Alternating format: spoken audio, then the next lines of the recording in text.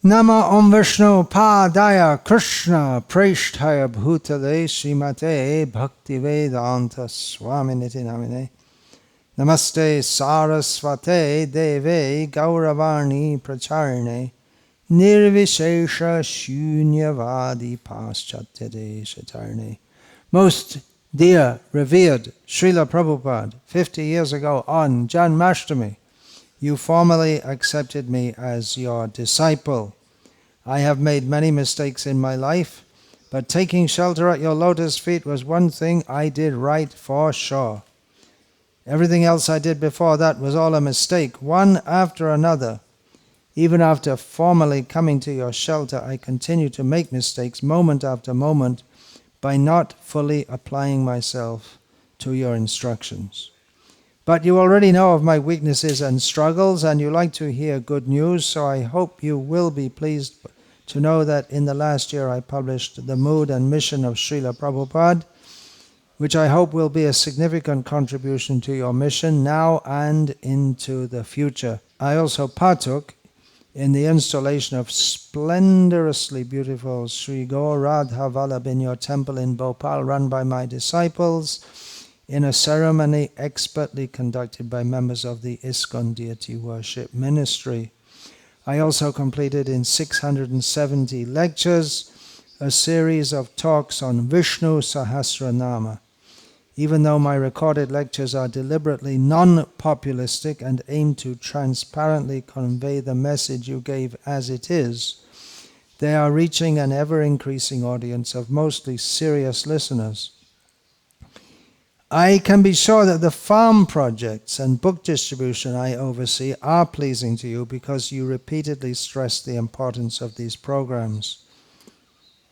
Construction of a magnificent stone temple in Salem, Tamil Nadu, is nearing completion, and we envision opening it next year if Krishna permits. Already a community of around 100 families live close by. My disciples are heading 3 Sankirtan Padayatras in Gujarat, Tamil Nadu, and a tribal area of Maharashtra. I pray these endeavors may bring you some satisfaction. On behalf of the devotees who are working hard to push these programs, I offer you these efforts in a mood of grateful service as contributions within the worldwide propagation of Krishna consciousness that you inaugurated. The previous year has seen more ups and downs in my life and in projects I oversee in your service. Some progress amid inevitable struggles and challenges, all on the background of my perennial anxiety about the ongoing state of your movement. Srila Prabhupada, in your personal presence, your followers were united and animated by your prediction that the Krishna consciousness movement would save the world in its darkest hour. The world has become unimaginably darker since then, but your books, instructions, movement, and vision can still save it. In my Vyasa Puja offering to you last year, I quoted, "Book distribution and farms, these are our solid programs. They can change the whole world.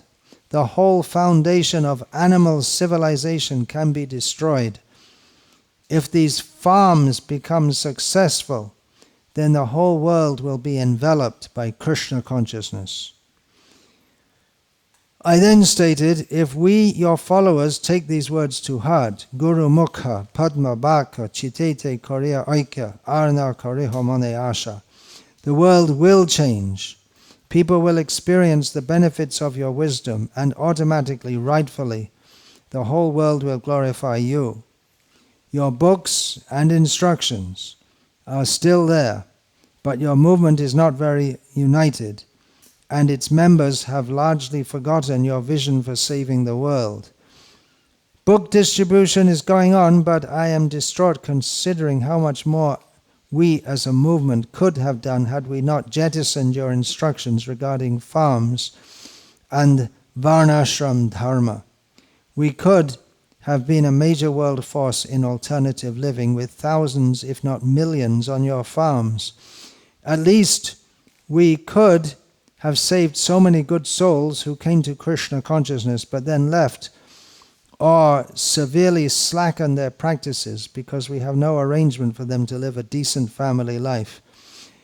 But it can still be done. I am simply praying that the mood and mission of Srila Prabhupada can be instrumental in waking up your followers to the legacy you bequeathed them and their responsibility to fulfill it. That would be the most important service I have offered you so far. May my words and actions ever be faithful and pleasing to you, aspiring to eternally remain your servant, Bhaktivikasa Swami. Srila Prabhupada ki jai!